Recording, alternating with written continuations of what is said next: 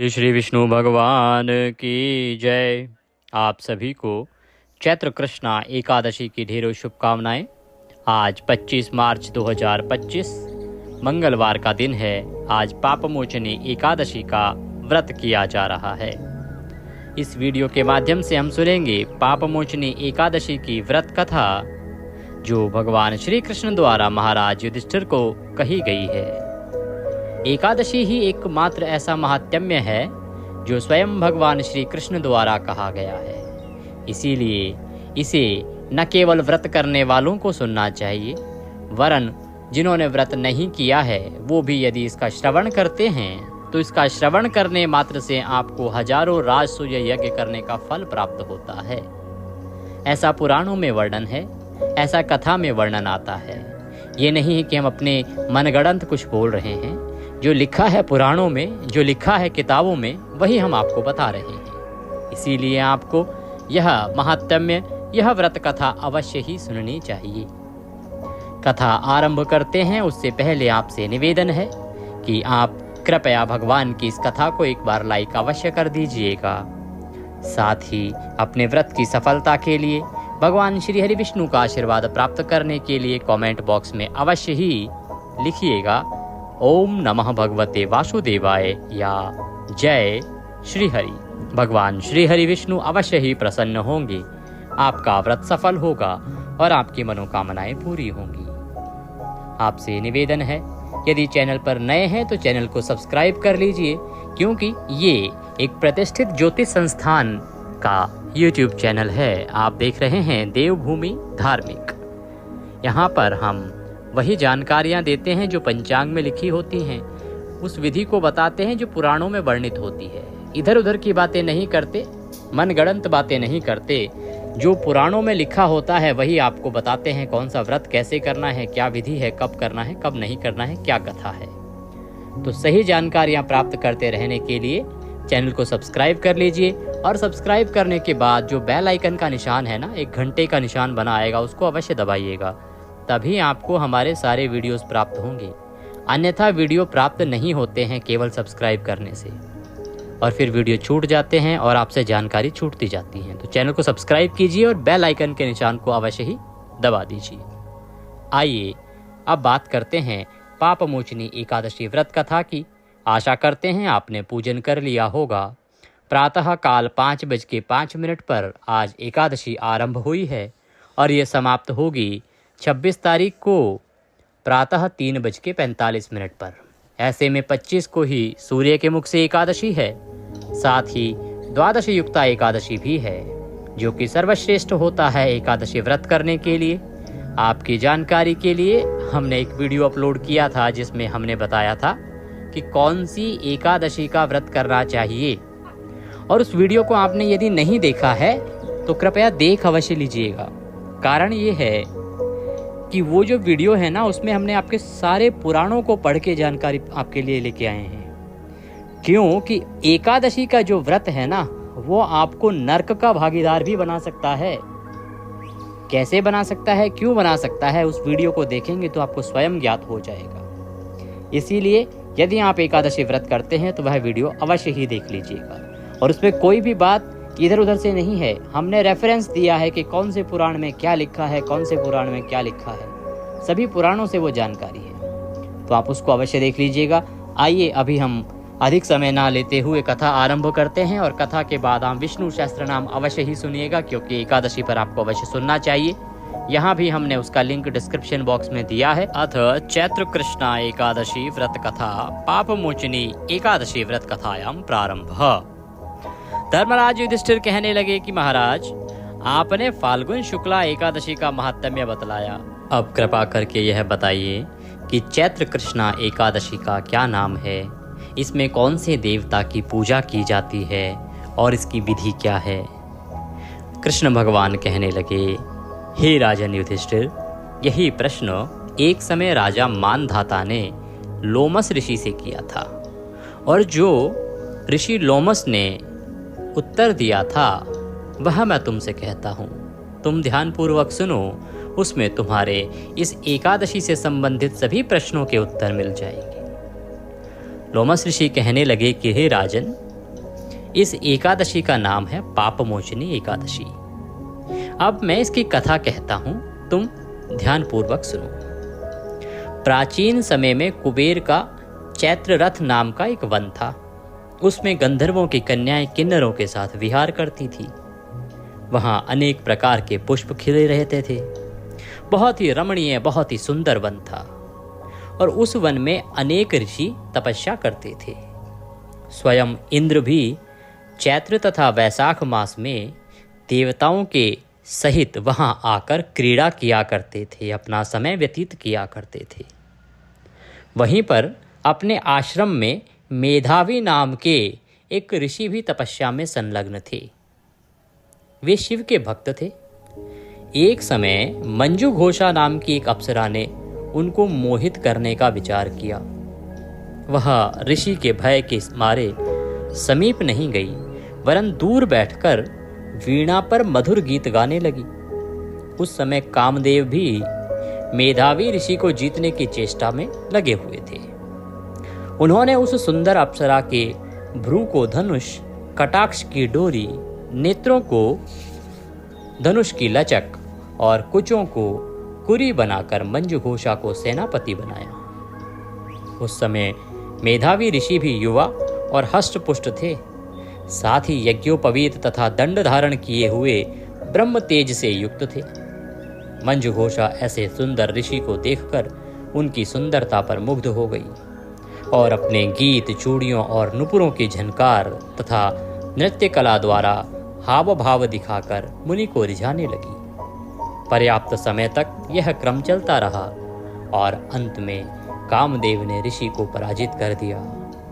फलस्वरूप ऋषि मंजू घोषा के साथ रमण करने लगे और काम के इतने वशीभूत हो गए कि उन्हें दिन तथा रात्रि का कुछ भी विचार नहीं रहा। इस प्रकार बहुत समय बीत गया।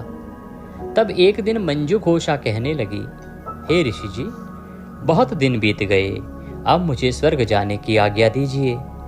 मुनि ने कहा, आज इसी संध्या को तो आई हो, प्रातः काल होने तक चली जाना। मुनि के ऐसे वचन सुनकर अप्सरा कुछ समय तक और रुकी। अंत में उसने पुनः मुनि से विदा मांगी तो मुनि कहने लगे कि अभी तो आधी रात ही हुई है। अप्सरा ने कहा, हे महाराज, आपकी रात तो बहुत लंबी है, इसका क्या परिमाण है?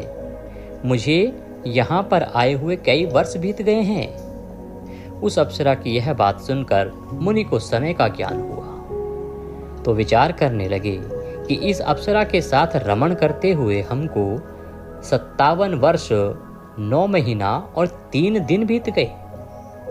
तब वह उनको काल के समान प्रतीत हुई। अत्यंत क्रोधित होने पर मुनि की आंखों से ज्वाला उत्पन्न होने लगी।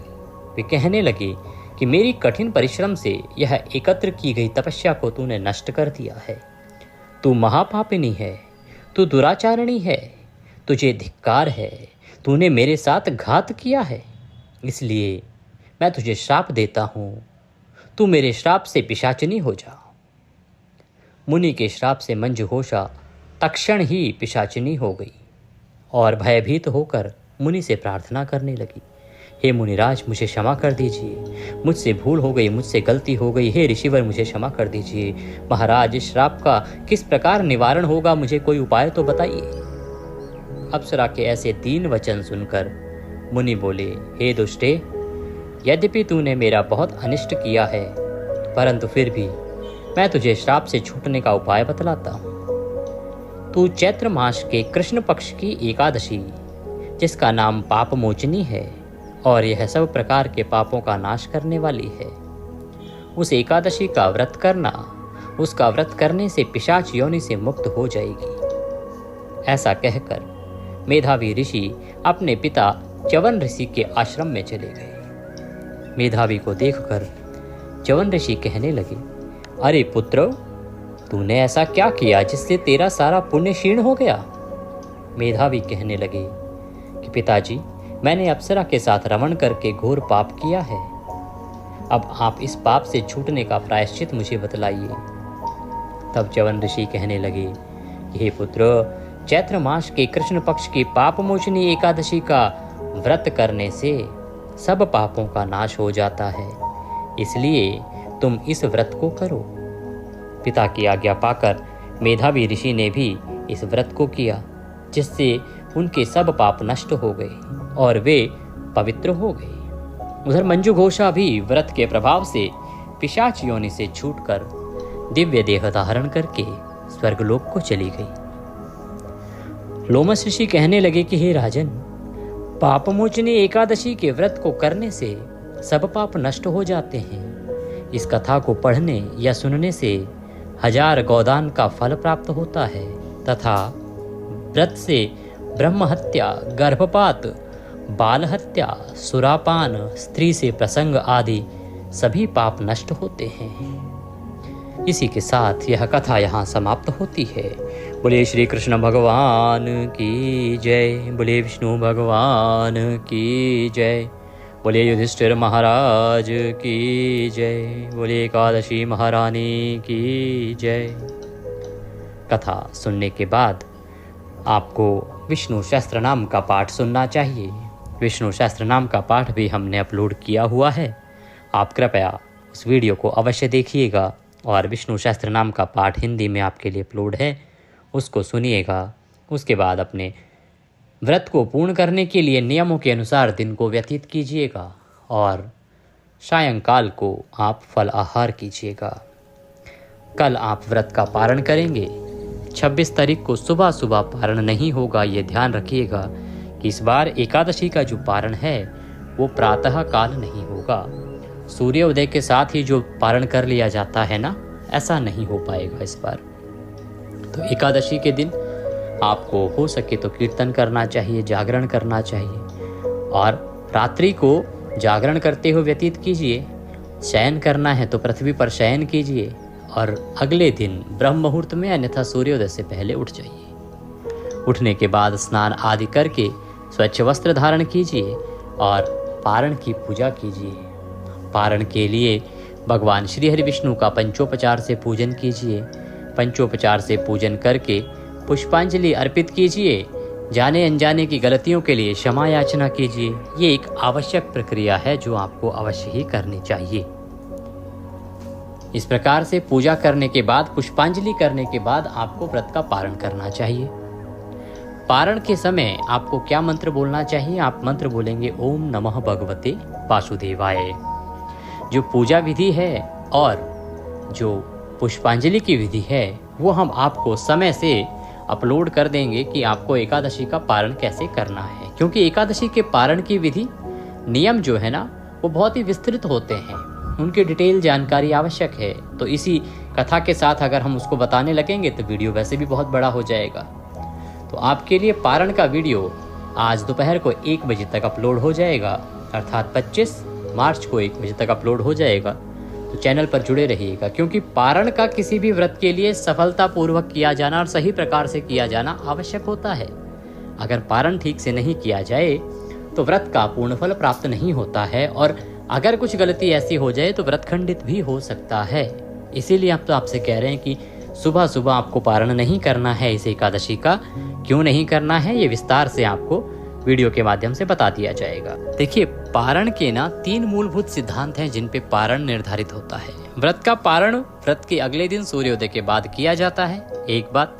दूसरा, सूर्योदय के बाद द्वादशी तिथि में किया जाता है और द्वादशी तिथि के यदि शुरुआत चल रही है 5.5 घंटे, प्रथम 5.5 घंटे ही नहीं निकले हैं तो पारण नहीं किया जा सकता है। क्यों? क्योंकि द्वादशी तिथि के पहले 5.5 घंटे हरिवासर का समय होता है, इसीलिए आपको उस समय में पारण नहीं करना चाहिए। तो निर्धारण के लिए ये आवश्यक है कि द्वादशी तिथि के पहले 5.5 घंटे निकल गए हों, उसके बाद ही आप पारण करें, अगर शुभ मुहूर्त नहीं भी देख रहे हैं तो। बात करते हैं कि शुभ मुहूर्त क्या रहेगा और पारण के लिए आप क्या मंत्र, क्या भोग लगाएंगे, क्योंकि विधि और पुष्पांजलि तो हम आपको बता ही देंगे आगे। तो पारण के लिए आप भोग लगाएंगे, मखाने की खीर का भोग आपको लगाना चाहिए, अन्यथा पीले चावल का भोग लगा सकते हैं, फल का भी लगा सकते हैं, पर प्रमुख रूप से जो है वो मखाने की खीर है। अगर बना सकते हैं तो उत्तम रहेगा। इसके साथ ही आपको ओम नमः भगवते वासुदेवाय मंत्र का जाप करते हुए व्रत का पारण करना चाहिए। ब्राह्मण को भोजन कराना चाहिए, भोजन ना करा सके तो दान दक्षिणा अवश्य देनी चाहिए। खाने की सामग्री दान दे दीजिए, दूध का पैकेट लीजिए, दक्षिणा रख के वह दान दे दीजिए, या बिस्किट आदि ले लीजिए, दक्षिणा रख के वह ब्राह्मण को दान दीजिए, या आप सूखा खाना अर्थात आटा, दाल, चावल, चीनी आदि दक्षिणा रख के ब्राह्मण को दान दीजिए। पर एकादशी के पारण वाले दिन आपको अवश्य ही दान करना चाहिए। यदि आप ब्राह्मण के सहयोग के लिए या कथा पाठन दक्षिणा भेजना चाहते हैं तो आप कमेंट बॉक्स में लिख के बता दीजिएगा, आपको जानकारी प्रदान कर दी जाएगी, आप दक्षिणा भेज सकते हैं। पारण के समय की बात करें तो पारण के लिए जो उत्तम समय रहेगा, शुभ मुहूर्त रहेगा 26 मार्च को दोपहर को 1:55 से और 3:45 तक। ये सर्वोत्तम मुहूर्त है इस दिन का। इसमें यदि आप पारण करते हैं तो बहुत ही उत्तम रहेगा। तो हमने श्रवण किया आज एकादशी व्रत कथा को, साथ में पारण के बारे में कुछ जाना। वीडियो यदि थोड़ा सा भी अच्छा लगा हो तो एक बार लाइक अवश्य कर दीजिएगा। व्रत की सफलता तथा भगवान की कृपा प्राप्त करने के लिए अवश्य लिखिएगा जय श्री हरि या ओम नमः भगवते वासुदेवाय।